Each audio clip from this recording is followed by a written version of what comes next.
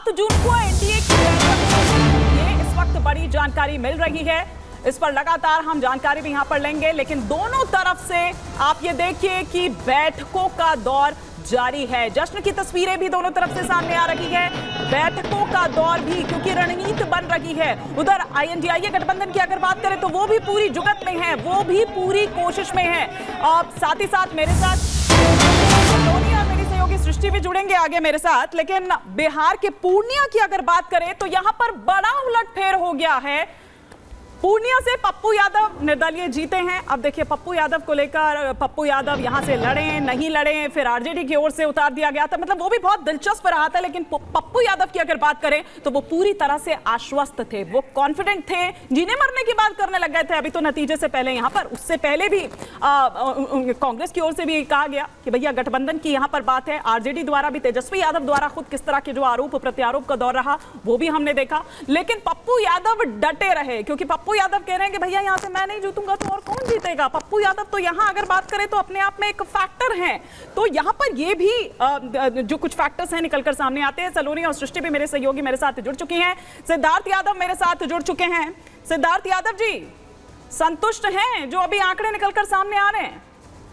हालांकि अभी भी कई सीट्स ऐसी है जहां पर मार्जिन है, कहीं 5,000 का, कहीं 10,000 का, कुछ सीट से फंसी हुई हैं अभी भी, लेकिन संतुष्ट हैं आप? देखिए हिमानी जी, अभी मैं भारतीय जनता पार्टी के केंद्रीय कार्यालय में मौजूद हूं और बाहर अभी जश्न मना के आए हैं। आपके चैनल ने भी उसके विजुअल्स दिखाए हैं। तीसरी बार पुनः एनडीए की सरकार को आशीर्वाद इस देश की जनता ने दिया है। हम देश की जनता का, एक एक वोटर का बहुत धन्यवाद करते हैं, कोटि कोटि नमन करते हैं। बिल्कुल आपने ठीक कहा, कुछ सीटें भी ऐसी हैं जो बहुत क्लोज मार्जिन पे हैं। लगभग 50 सीटें तो 10,000 मार्जिन से कम में ही हैं, जो लेटेस्ट आंकड़ा भी था। और उसके हिसाब से अभी इसमें इन आंकड़ों में भी एक उलटफेर होगी। पर देश दो विकल्प अपने सामने देख पा रहा था इस पूरे चुनाव में। एक विकल्प था एनडीए का, जो था प्रॉस्पेरिटी का, 10 साल के ट्रैक रिकॉर्ड का, और एक था इंडी अलायंस का। और 272 के मार्क से ऊपर लगभग 292 सीटें वो भारतीय जनता पार्टी और एनडीए के अलायंस को दिया गया है। और भारतीय जनता पार्टी को अकेले पूरे इंडी अलायंस से ज़्यादा सीट ये इस चुनावों में देके हमें मिली हैं, वो हम देख पा रहे हैं। तो उसका एक मैं मानता हूं कि टारगेट आपने रखा था सिद्धार्थ जी, वो टारगेट नहीं अचीव कर पाए, बल्कि 300 भी नहीं छूते हुए अभी नजर आ रहे हैं। लेकिन हाँ, जो कुछ सीट्स फंसी हुई है उस पर 300 तक तो आप आराम से पहुंच जाएंगे, लेकिन टारगेट अचीव नहीं किया आपने। साम दाम दंड भेद सब लगा दिए थे आपने। देखिए हिमानी जी, जब परिणाम आएंगे तो फाइनल आंकड़ा की चर्चा तो कब तब करना ठीक रहेगा। पर मैं इतना ज़रूर आपको बता देता हूं कि जिस प्रकार से उड़ीसा में भारतीय जनता पार्टी की राज्य सरकार, अरुणाचल में भाजपा की सरकार और आंध्र में एनडीए की सरकार, 3 राज्यों की सरकार भी इस चुनावों में साथ निकल करके आई है। और देश भर में जो मैंडेट आया है, बिल्कुल मैं आपकी बात को स्वीकार करता हूं। एक नारा हम लोगों के बीच में लेकर के गए थे और लोगों ने 10 साल की सरकार और शासन के बाद ऐसा एक मैंडेट दिया है, तीसरी बार इस देश में। मैं मानता हूं यह अभूतपूर्व है। तीसरी बार फिर से एक ही सरकार को अपने 10 साल की प्रो इनकम्बेंसी पर और अपने कार्यों पर जनता का इतना अपार जन समर्थन मिला है। ये देश में अपने आप में एक इतिहास लिखने जैसा है। और हम, जनता ने जो भी मैंडेट हमको दिया है, हम उसको सर माथे रखते हैं, जनता को कोटि कोटि नमन करते हैं। ठीक है, आप हमारे साथ बने रहेगा। हमारे साथ हमारी सहयोगी अनामिका पांडे न्यूज रूम से जुड़ी हुई हैं। जरा ताज़ा आंकड़े क्या है अनामिका, एक बार दर्शकों को ब्रीफ कर दीजिए, बता दीजिए किसकी क्या हालत है इस वक्त। मानी और सृष्टि, सिद्धार्थ जी दावे अपने कर रहे हैं। सिद्धार्थ जी कह रहे हैं अभी 40 से 50 सीटें ऐसी हैं जहां पर 8 से 10,000 का मार्जिन है और बीजेपी के लिए उसमें या एनडीए के लिए उसमें अच्छी स्थिति होगी। लेकिन अभी भारतीय जनता पार्टी की अगर बात करें तो भारतीय जनता पार्टी 244 सीटों पर फिलहाल आगे चल रही है और कांग्रेस 98 सीटों पर मजबूती से बढ़त बनाए हुए है। तो यह स्थिति पार्टी वाइज निकल कर सामने आई है। जबकि अभी भी जो सिद्धार्थ जी कह रहे हैं उससे सहमत हूं, कई सीटें ऐसी हैं जहां पर अभी बहुत ज्यादा तस्वीर साफ नहीं हो सकी है और वहां पर अभी मामला इस पर फंसा हुआ है कि कहीं 1000 वोट से कहीं 2000 के अंतर से कोई प्रत्याशी आगे चल रहा है, कोई पीछे चल रहा है। तो कई जगह पर स्थिति हो सकता है कि देर रात तक या कल सुबह तक साफ हो जाए। और इसी को लेकर भारतीय जनता पार्टी के नेता लगातार बार बार ये बात कह रहे हैं कि तस्वीर साफ होने दीजिए, भारतीय जनता पार्टी और मजबूत स्थिति में होगी और एनडीए पूर्ण बहुमत से और अच्छे से सरकार बनाती दिखेगी। Over to studio. ठीक है अनामिका, लौटेंगे हम आपके पास। सृष्टि में आपका भी रुख करूंगी, लेकिन एक क्विक रिएक्शन, क्योंकि अजय जी बहुत देर से इंतजार कर रहे हैं। लेकिन अजय जी, आज खुश तो बहुत होंगे आप?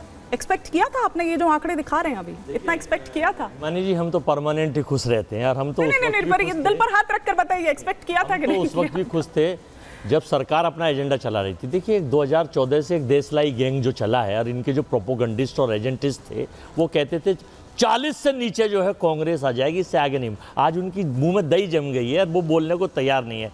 और मित्रों, अब की बार 400 पार, ये मोदी की गारंटी है। पता है बच्चे डरने लगे थे इस आवाज़ को सुन के, अरे क्या हो रहा है, सो जा बेटा सो जा, कहीं नहीं, गारंटी वारंटी कुछ नहीं है। ये लोग मुझे बता रहे थे हिंदुस्तान के कोने से। लेकिन क्या हुआ, गारंटी पे अब ये कहने लगेंगे साहब आ जाएंगे। अभी चंद्रबाबू नायडू डिसाइड करेंगे, अभी नीतीश कुमार जी डिसाइड करेंगे। चुनाव से पहले इन्होंने लोकतंत्र को किस तरह से रक्त रंजित किया था कि इसको लेकर बहुत कॉन्फिडेंट है ये कि चंद्रबाबू नायडू और नीतीश कुमार और नहीं अभी और एक सेकंड, उन्हें पता है, एक सेकंड और बता रहा हूँ। फाइनली एक बहुत ही रेसलर वोटिंग करने जा रहा हूँ। ये जो कह रहे हैं ना कि हम जीत जाएंगे, और ये जो बैठी हुई है इनके मुखौटे चेहरे और शेल कंपनी के रूप में, ये अभी कह रहे थे कि मार्जिन है इतने लाख से जीते। अभी हमने चिट्ठी दी है 3 बज के कुछ मिनट पे, जयराम रमेश जी ने एक चुनाव आयोग को 7 सीटें बांसगांव घोषित, दबाव डाला जा रहा है कलेक्टर पर कि ये घोषित अभी भी यही कहेंगे आप? अभी भी यही कहेंगे? 3 बजे मेरा फोन वहां चार्जिंग पे लगा। आप लोगों के ऐसे आरोप चुनाव आयोग को पहली बार सृष्टि कभी देखा आपने इससे पहले? अजय जी, अभी इसके पहले भी लगातार आप लोग डिबेट्स में यही बात कर रहे थे कि अभी घपला होगा इसमें, ईवीएम का एक बार फिर से रोना था, लेकिन अब इतना नंबर आने के बाद भी आप आरोप लगा रहे हैं। देश के नागरिक हैं, जिम्मेदार हैं, मत कहिए, हम झूठ नहीं, हम आपको, मेरा 1 मिनट फोन देना भैया, मैं आपको दिखाऊं, शिकायत करी है हमने। तो अभी जिन सीटों पर आप जीत गए उसमें दबाव नहीं था। रिजल्ट रोक रखे हैं, उनसे कलेक्टर से कहा जाए। कब का अनाउंसमेंट हो चुका, अनाउंस नहीं कर रहे हैं, नहीं कर रहे हैं वो, बात ये है। लेकिन इनका मामला ये, कम से कम आप तो ये मत बोलिए प्रीति जी, अब मैं आपके बीच में नहीं बोला। 7 लोगों का रिजल्ट, 7 लोगों का रिजल्ट, एक भाई आज सपा वाले गदगद है अयोध्या जैसी सीट पे। नहीं बिल्कुल, और आज सपा वाले गदगद है, आज वो कांग्रेस वालों को भी नहीं बोलने दे रहे। अभी ये होगा थोड़ी देर में, जो सीटें 32 सीटें ऐसी हैं, मैं अभी देख रहा था कि जिसका मार्जिन आने के बाद कांग्रेस फर्स्ट सेकंड में लड़ाई बीजेपी चलिए चर्चा को हम चल रही है। प्रधानमंत्री नरेंद्र मोदी वाराणसी से जीत गए, मानिए बड़ी जानकारी निकलकर सामने आ रही है।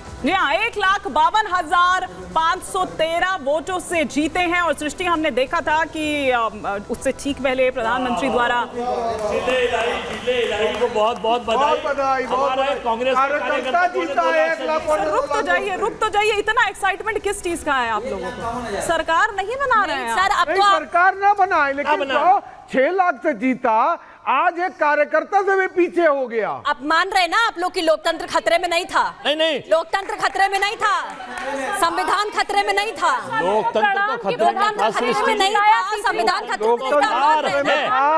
और जब तक भगाना पड़ा था राहुल गांधी जी को, तो अमेठी से भगाना पड़ा था। प्रधानमंत्री तीसरी बार जीते, सारे काशी वासियों को प्रणाम कि आपने प्रधानमंत्री को तीसरी बार जिताया, और आज सांसद हमने प्रधानमंत्री चुना। बनारस की मेरा सिखों से नाता है, बचपन में युवाओं ने सांसद नहीं, बनारस के युवाओं ने अपना एक सेकंड रुक